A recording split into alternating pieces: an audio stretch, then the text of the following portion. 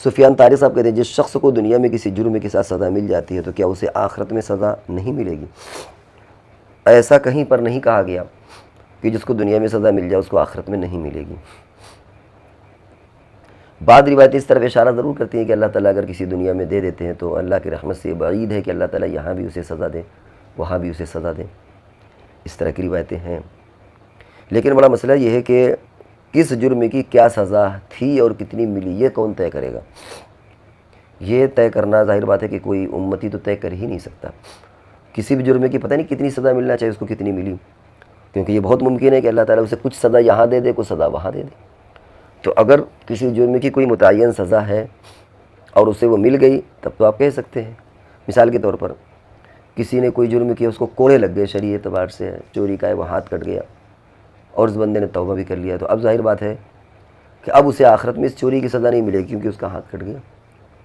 یا زنا کی تہمت لگایا اور تہمت کے اسے کوڑے لگ گئے، یا اسلامی حکومت ہے زنا کیا اس کے کوڑے لگ گئے، تو اب اس کی سزا تو آخرت میں نہیں ملے گی۔ لیکن ہمارا منشا یہ حدود اور یہ چیزیں نہیں، حدود اور قصاص والی مراد ہماری نہیں ہے، وہاں تو ظاہر بات ہے کہ متعین ہے، حضور نے فرما دیا اس کی یہ سزا ہے، یا قرآن میں اس کی یہ سزا ہے، وہ دنیا میں اس کو دے دی گئی، ختم ہو گیا معاملہ۔ مقصد یہاں پر ہے، اور ہم یہ سمجھ رہے ہیں کہ پوچھنے والے کا مقصد بھی یہی ہے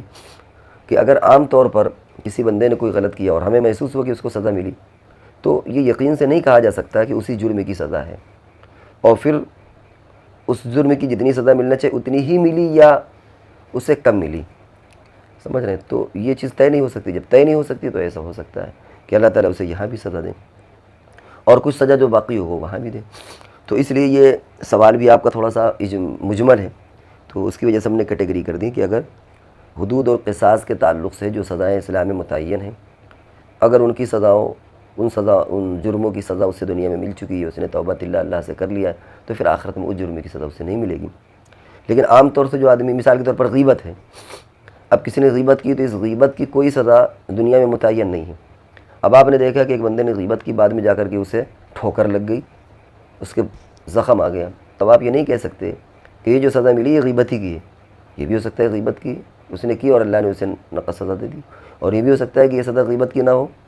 وہ اللہ نے یوں ہی اسے آزما لیا، اور پھر اگر یہ غیبت کی سزا ہے بھی تو ہو سکتا ہے کہ پوری سزا نہ ملی ہو، تو یہ طے تو کرنا بڑا مشکل ہے نا۔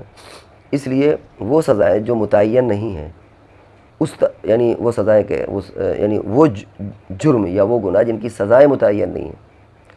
ایسے جرم کرنے کے بعد اگر کسی آدمی کو سزا ملتی ہے اور آپ محسوس کرتے ہیں کہ یہ گویا اللہ تبارک و تعالیٰ نے اسے سزا دی ہے، تو یہ نہیں کہہ سکتے کہ آخرت میں سزا نہیں ملے گی۔ اس کی وجہ یہ ہے کہ کوئی بندہ یہ دعویٰ نہیں کر سکتا کہ جو اس کو سزا ملی ہے وہ اسی جرم کی ہے یا اللہ نے الگ سے آزمایا ہے، اور اگر اسی جرم کی سزا ہے تو اتنی پوری مل چکی ہے یا نہیں مل چکی، کچھ ملی ہے کچھ اللہ آخرت میں دیں گے۔ تو اس طرح اس کو تقسیم کریں گے تو انشاءاللہ بات واضح سمجھ میں آ جائے گی۔